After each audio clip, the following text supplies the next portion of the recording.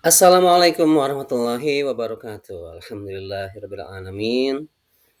Alhamdulillahillazi khalaqal insana min shalsalin min hama'in masnun.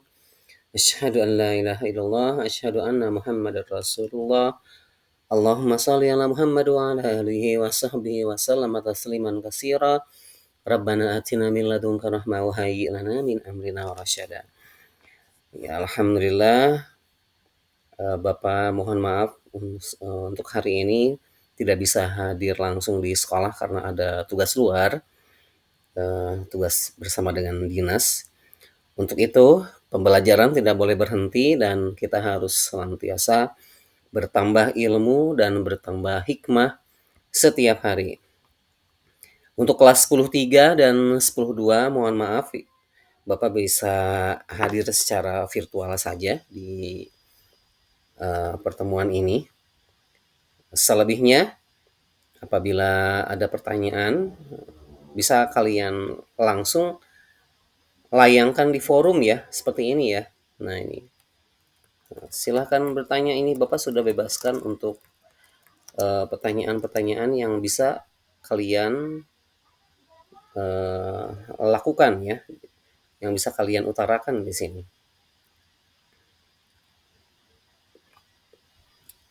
Baik, mari kita lanjutkan materi tentang perubahan lingkungan. Ya, untuk 10.3 sebelumnya kita sudah membahas ya beberapa slide, dan untuk 10.2 kita belum mulai membahas tentang perubahan lingkungan. Jadi silakan masuk ke Google Classroom-nya, kemudian klik tugas, dan di sini sudah kami sediakan ada dua materi, satu tentang perubahan lingkungan dan satunya lagi tentang virtual lab. Ini praktikum tapi virtual ya, sebagai simulatornya. Nah, klik Canva, kemudian kalian gunakan edit template ya. Edit template-nya. Jadi kita akan mengerjakan bersama-sama di sini materinya. Baik, bismillahirrahmanirrahim. Mari kita mulai dengan bab 5 perubahan dan pelestarian lingkungan hidup. Nah, saat ini di sejumlah wilayah, terutama di perkotaan dan wilayah industri, penduduk kesulitan mendapatkan air bersih. Ya, dalam jumlah yang cukup untuk menunjang kehidupannya sehari-hari. Ini merupakan fakta di mana kita saat ini berada dalam kondisi yang tidak menentu iklimnya. Kadang-kadang hujan seperti kemarin, kadang-kadang juga enggak, ya. Dan hujannya juga tidak mencakup daerah yang luas, hanya beberapa daerah saja. Sehingga air bersih sulit untuk didapatkan. Alhamdulillah kita di asrama mendapat keberkahan dengan banyaknya sumber air yang bisa kita pakai untuk beribadah dan aktivitas. Tapi kita harus pikirkan juga bagaimana kondisi teman-teman kita yang ada di luar daerah ya. Nah, mengapa sampai menipis? Salah satunya yaitu karena perubahan lingkungan. Nah, mari kita lihat gambar. Pertama ada gambar apa tuh? Ya, betul. Sampah dan laut ya. Nah, sampah dan laut ini menjadi sebuah eh, bencana besar. Karena apabila kita membuang sampah ke sungai, maka muaranya di laut. Dan ketika di laut tidak akan bisa diuraikan, malah dibawa. Dibawa kemana? Dibawa ke tengah laut. Kalau kita cek ya, Samudra Pasifik, ada pulau sampah di sana. Nah, di Samudra Pasifik ternyata ada satu pulau yang pulaunya itu Masya Allah ya. Pulau sampah seperti ini. Dan ini di tengah samudra loh.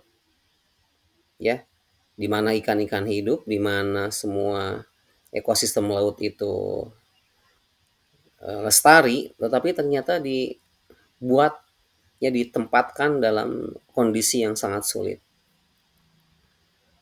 Karena itu kita harus berkampanye ya, menyadarkan masyarakat atau kalian misalnya ketika P5 nanti mengadakan sebuah event bekerja sama dengan Greenhouse misalnya, Greenpeace ya, maka kalian bisa mengangkat isu-isu tersebut.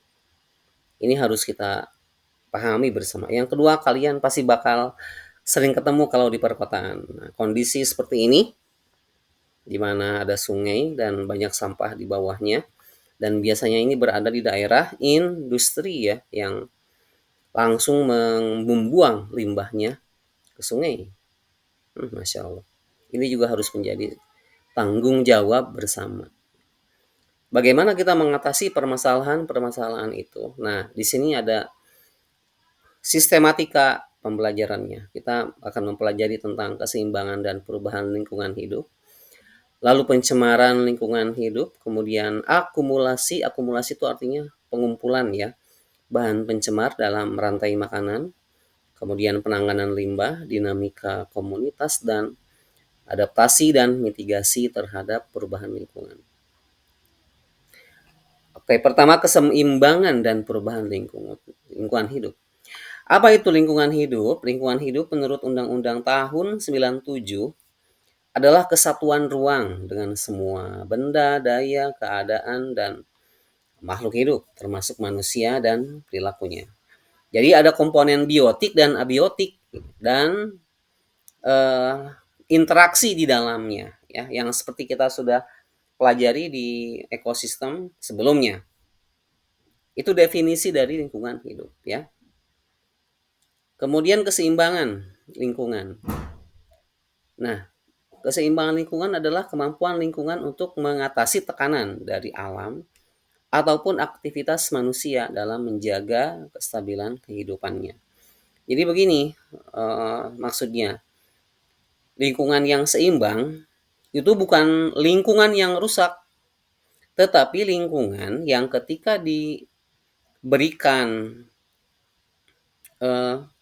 sebuah kejadian ya yang merusak, itu bisa kembali lagi kepada posisi semula ya, kembali lagi kepada kondisi semulanya. Contoh misalnya ada sungai, kemudian dialiri oleh limbah pabrik, limbah rumah tangga ya, tapi lingkungan tersebut bisa menguraikan limbah-limbah tersebut menjadi tidak berbahaya dan bisa mendukung kehidupan di dalamnya.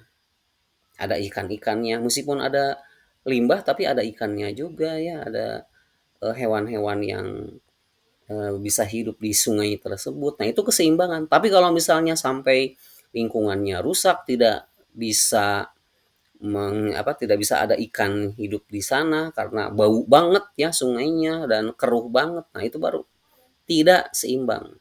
Nah, ada 4 cirinya. Satu, ada pola-pola interaksi yang berlangsung secara proporsional. Jadi ada mutualisme yang sudah kita pelajari ya, ada parasitisme, kemudian predasi, komensalisme, itu ada dan terjadi di lingkungan tersebut ya, baru seimbang. Yang kedua homeostatis. Homeostatis itu jadi kembali memperbaiki dirinya sendiri ya. Nah, ini ada nih kondisi di mana apa katanya? Suatu organisme stabil meskipun terjadi perubahan eksternal. Ya, samalah ya. Jadi kalau di Canva tuh kita bisa langsung mencari jawabannya ya. Nah, jadi bisa kembali ke kondisi semula, memperbaiki dirinya sendiri ya, seimbang ya homeostatis. Lalu pertumbuhan dan perkembangan organisme berlangsung secara alami. Ya.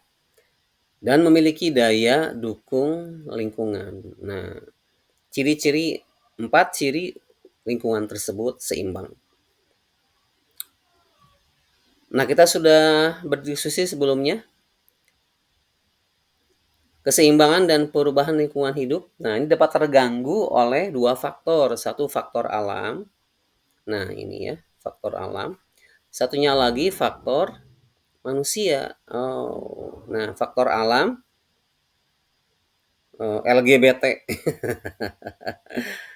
LGBT menyebabkan longsor seperti yang terjadi di eh, Sumatera Barat saat ini ya. Ada, coba cari di internet ya, ada apa di Sumatera Barat. Ada banjir bandang, banjir lahar dingin tuh ya, longsor. Lalu ada G-nya gempa bumi.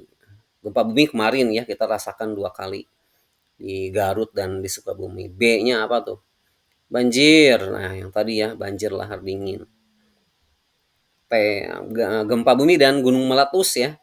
Gunung meletus, gunung ruang kemarin di Sulawesi dan di Marapi. Oh iya, banjir bandang juga berasal dari gunung tersebut ya, Gunung Marapi. Sok searching ya, informasinya. Ada berapa, bagaimana, kenapa terjadi banjir lahar dingin? Kenapa terjadi banjir? Ujung-ujungnya ada faktor alam di sana ya, yang tidak bisa kita kendalikan. Lalu ada faktor manusia. Nah, faktor manusia ini berarti kesalahan manusia. Ini udah bener ya. Limbah industri, betul. Penebangan liar, waduh. Pembuangan limbah langsung ke laut, pencemaran tanah ya. Nah, banyak banget sebetulnya. Kita bisa cek nanti di sini. Nah ini udah ya, udah dibahas di atas. Yang kedua, pencemaran lingkungan hidup. Nah, lingkungan menyediakan sumber daya alam yang dibutuhkan manusia untuk menunjang kehidupannya, namun berbagai aktivitas manusia menghasilkan limbah yang sebagian besar tidak dikelola dengan baik dan dibuang ke lingkungan. Nah, undang-undangnya tahun sorry, bukan undang-undang, ini Permen ya, peraturan pemerintah nomor 18 tahun 99 mendefinisikan limbah sisa suatu usaha atau kegiatan ya yang berbahaya tentunya. Nah, lalu di Undang-Undang tahun 97 pasal 1 ayat 12 ini lebih ke menjelaskan tentang polutan. Nah, jadi polutan itu adalah sisa dari limbah yang tadi yang membahayakan aktivitas manusia ya. Limbahnya apa? Bisa berupa makhluk hidup, zat, energi, dan atau komponen lain ke dalam lingkungan hidup ya. Sehingga kita kesulitan untuk beraktivitas, susah minum, susah bekerja ya. Itu disebut polutan. Nah, saat ini sahabat kita di Palestina sedang menghadapi ini, di mana pabrik limbahnya ya, instalasi limbahnya itu dihancurkan oleh Israel. Silakan searching di internet. Sehingga lingkungan mereka tuh tercemar, masya Allah. Ya, di camp-camp penampungan tuh di samping kiri kanannya terdapat air limbah yang tergenang. Bayangkan penyakit apa yang akan mereka hadapi di saat perang tersebut. Ya, ini merupakan sebuah tazkirah dan seharusnya memotivasi kita untuk senantiasa lebih berdoa, lebih banyak berdoa dan berusaha. Ya, ketika kita belajar, kemudian kita bisa memiliki ilmu, memiliki pengaruh, ya, kita bisa menolong saudara-saudara kita di sana gitu, dengan apa yang kita bisa ya, dengan ilmu. Pencemaran lingkungan hidup.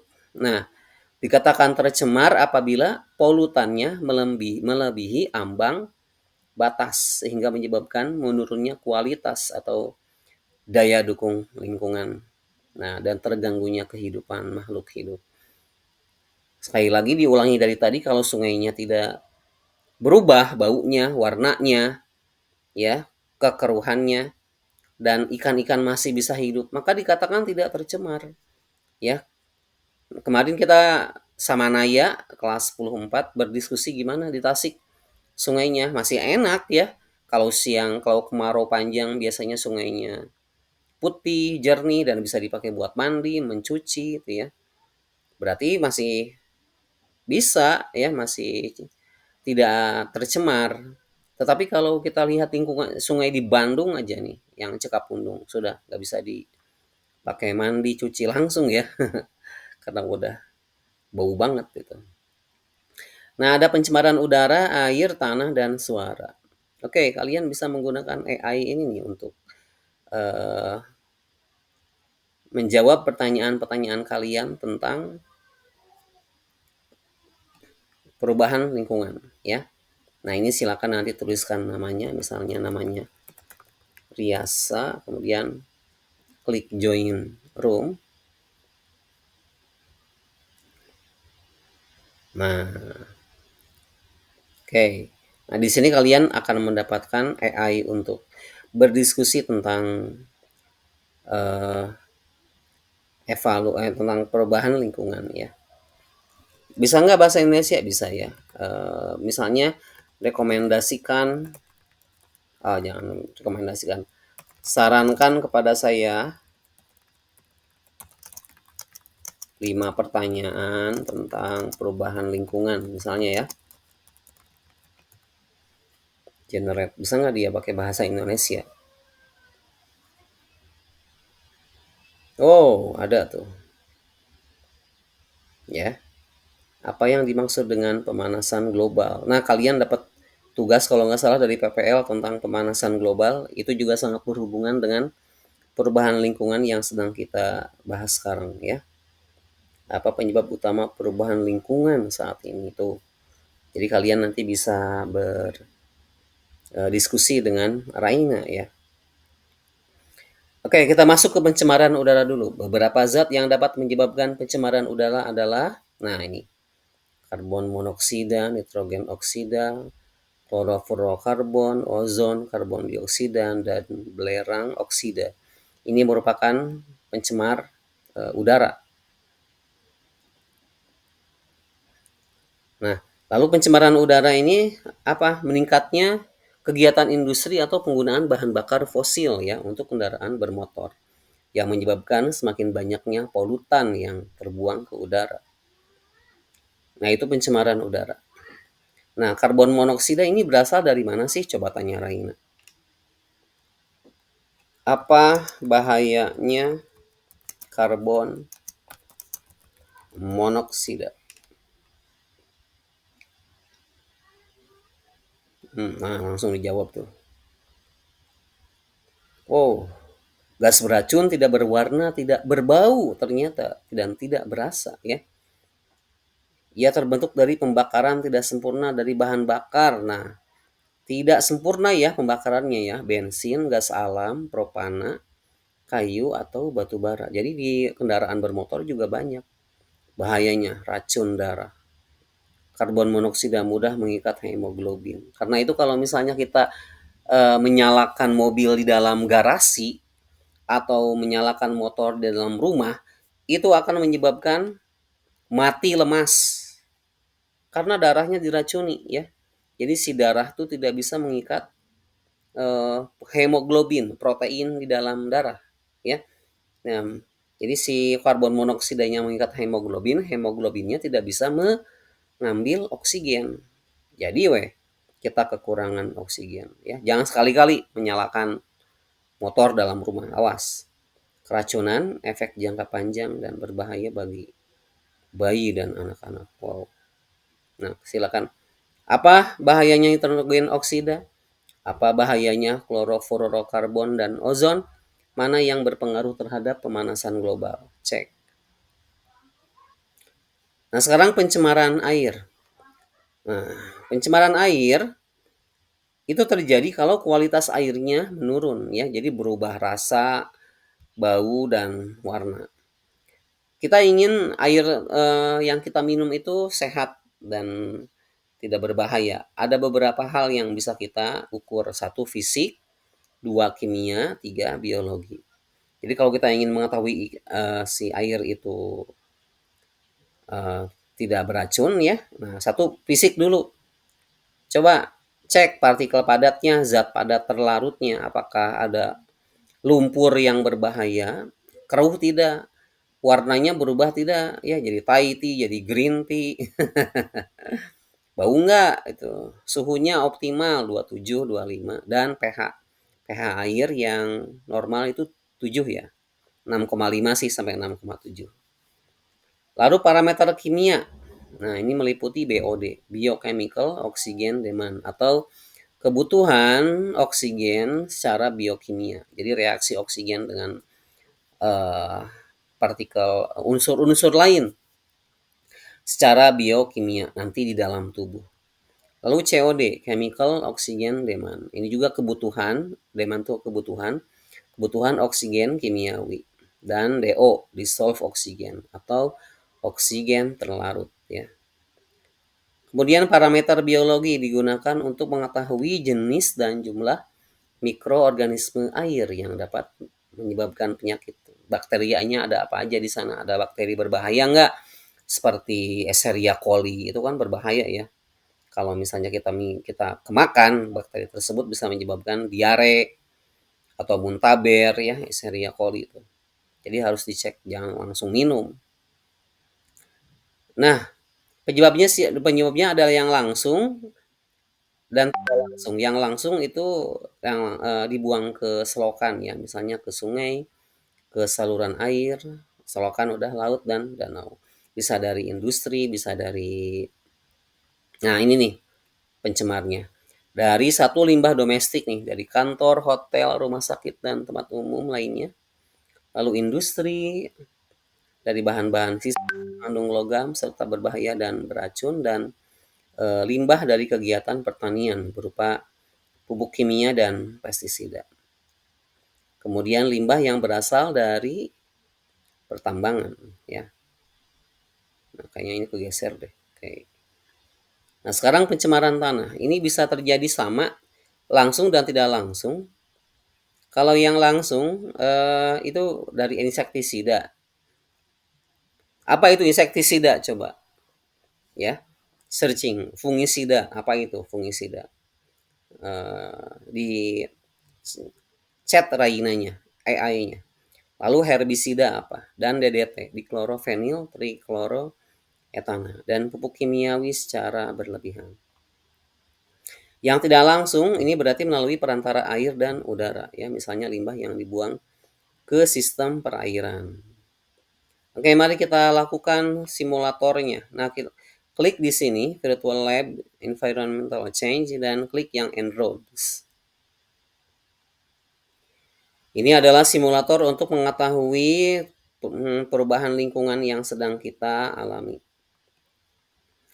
Nah, di sini ada beberapa warna ya. Ini coal artinya batu bara, kemudian ini oil, minyak, gas-gas renewable berarti bahan-bahan yang bisa diperbaharui, bioenergi, nuklir dan new zero. New zero tuh jadi nggak ada polusi sama sekali. Bagaimana kita cara mempergunakannya? Kita bisa menggeser-geser ini nih indikator dari batu bara, dari minyak, kemudian natural gas, kita bisa menggeser-gesernya. Apa maksudnya? Bagaimana skenarionya? Skenarionya bagaimana kita bisa menurunkan suhu bumi yang saat ini segini nih, 3,3 derajat ya atau 5,9 derajat Fahrenheit. Jadi suhu bumi itu sedang naik nih ya, 3,3 derajat. Bagaimana kita bisa menurunkannya? Nah, ini simulatornya. Kita misalnya ingin menurunkan penggunaan batu bara. Kita sedang menggunakan batu bara. Ini minyak ini listrik yang kita pergunakan dari batu bara. Lalu kita juga ingin menurunkan minyak bumi yang kita pergunakan untuk bensin ya, Pertamax, Pertalite itu kan bensin juga. Misalnya diturunkan lah. Apanya nih? Penggunaannya. Bagaimana caranya? Dikasih pajaknya tinggi. Waduh ya bisa BRAB nih. Kasih pajak tinggi. Lalu natural gas.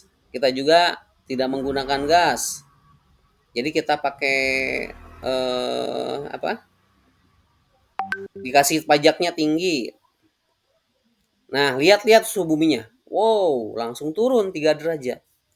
dan tidak mudah menurunkan derajat bumi, suhu bumi itu ya, tidak mudah, tidak mudah. Pernah nggak terjadi perubahan suhu bumi? Pernah, ketika pandemi. Karena tidak ada aktivitas ini kan, nggak boleh kemana-mana pakai kendaraan, nggak boleh apa? Ya nggak boleh kemana-mana pakai kendaraan, itu ternyata seluruh bumi itu, seluruh dunia tuh kalau diem aja sehari, 2 hari, atau seminggu atau 2 minggu, suhu bumi bisa turun. Hebat bukan? Ya. Karena bumi itu senantiasa bisa memperbaiki keseimbangan hidupnya, keseimbangannya ya, memperbaiki kembali. Tapi kan ini nggak mungkin nih kita kalau pajaknya tinggi semua, kita masak pakai apa? Balik lagi kayak dulu pakai kayu bakar, nggak mungkin ya. Nah, jadi bagaimana solusinya? Nah, kita cari sumber energi lain. Misalnya ini kita, ya coal-nya kita turunkan, renewable-nya kita tinggikan. Nah, tuh, turunkan ya 1 derajat renewable tuh, jadi kita mempergunakan kembali bahan-bahan yang bisa diperbarui, bisa di-recycle, bisa di reuse ya, bisa di-repair, diperbaiki. Jadi nggak beli lagi, nggak mengeluarkan sumber daya lagi. Nah, kemudian nuklir, kita udah punya nuklir belum? Belum ya. Ada di Batan kemarin yang kalian datangin itu nuklir, apa, bukan eh, pembangkit listrik tenaga nuklir, bukan, hanya sebagai tempat penelitian saja. Misalnya nuklirnya kita subsidize ya, dinaikkan, jadi dibantu, disubsidize itu dibantu oleh pemerintah. Lalu new zero nih, new zero karbon tuh, jadi kita pakai kompor listrik, pakai motor listrik, semuanya serba listrik, jadi nggak ada karbonnya. Lalu karbon price-nya misalnya kita, hmm, ini low ya, ini low ya, biarkan aja lah. Nah, sekarang kita geser ini nih, energi efisiensinya.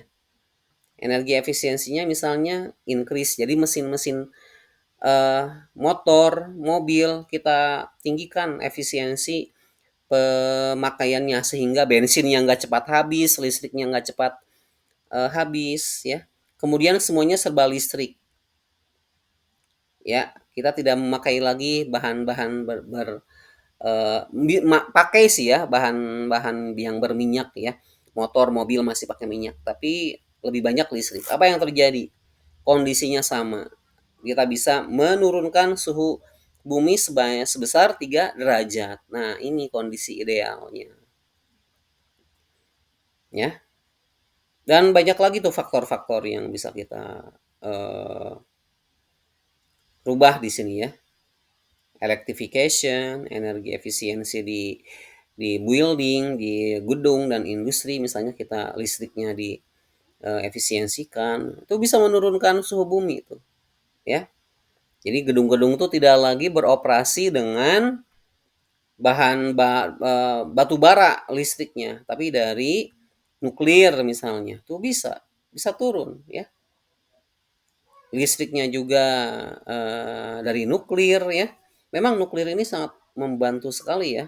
Nuklir tuh satu satu jempol, ruas jempol aja, unsur uranium itu bisa menyalakan satu kota. Masya Allah. Itu uranium. Searching coba di Rania, tanya apa itu nuklir. Oke, itu simulator pertama. Nah, simulator kedua ini kita main polusi udara.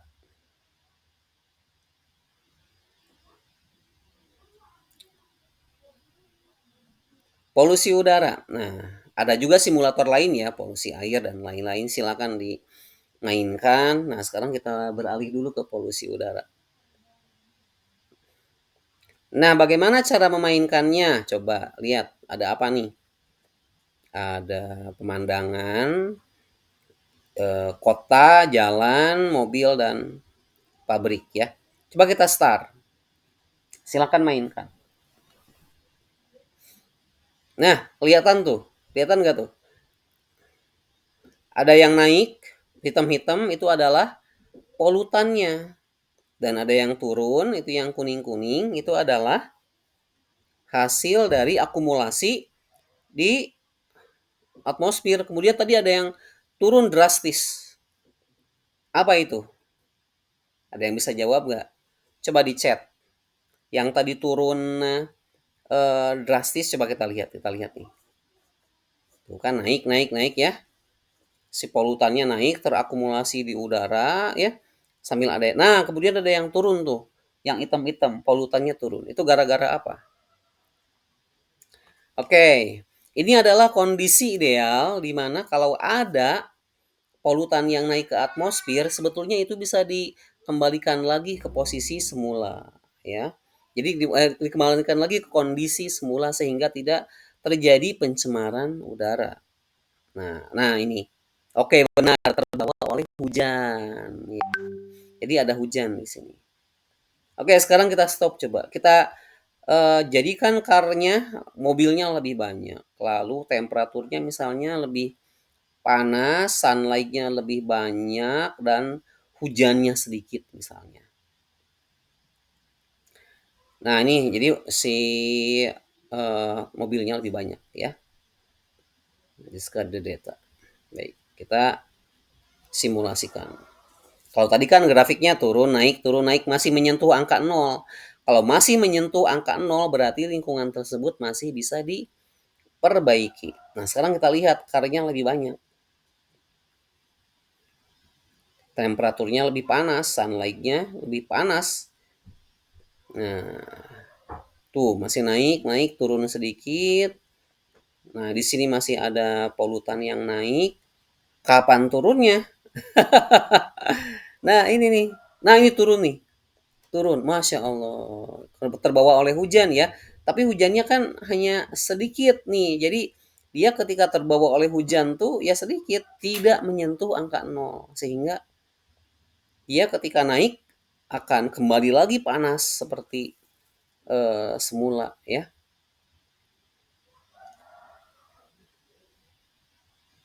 Nah, seperti ini. Jadi kalau mobilnya lebih banyak lagi, kalian akan coba cek kalau mobilnya lebih banyak. Kalau temperaturnya misalnya eh, jadi dingin, apa yang terjadi? Silakan mainkan dan eh, tuliskan kesimpulan yang bisa kalian ambil dari simulator ini. Oke, terima kasih atas perhatiannya. Mohon maaf Bapak tidak bisa eh, menemani sampai akhir ya. Mudah-mudahan kalian bisa mengambil banyak manfaat dari pembelajaran ini. Kita akhiri dengan hamdalah. Oh iya, mohon maaf, ada tugas ya, ada tugas yang harus diselesaikan di Google Classroom ya. Jadi silakan nanti lihat di tugas, di bagian tugas. Pastikan kalian mengerjakan tugas tersebut. Nanti akan Bapak cek dan mohon izin untuk diumumkan apabila ada yang belum mengerjakan tugasnya. Terima kasih atas perhatiannya. Kita akhiri dengan hamdalah bersama-sama. Alhamdulillahirrahmanirrahim. Subhanakallahumma bihamdika. Asyhadu an la ilaha illa anta. Astaghfiruka wa atubu ilaik. Assalamualaikum warahmatullahi wabarakatuh. Sehat-sehat semua ya.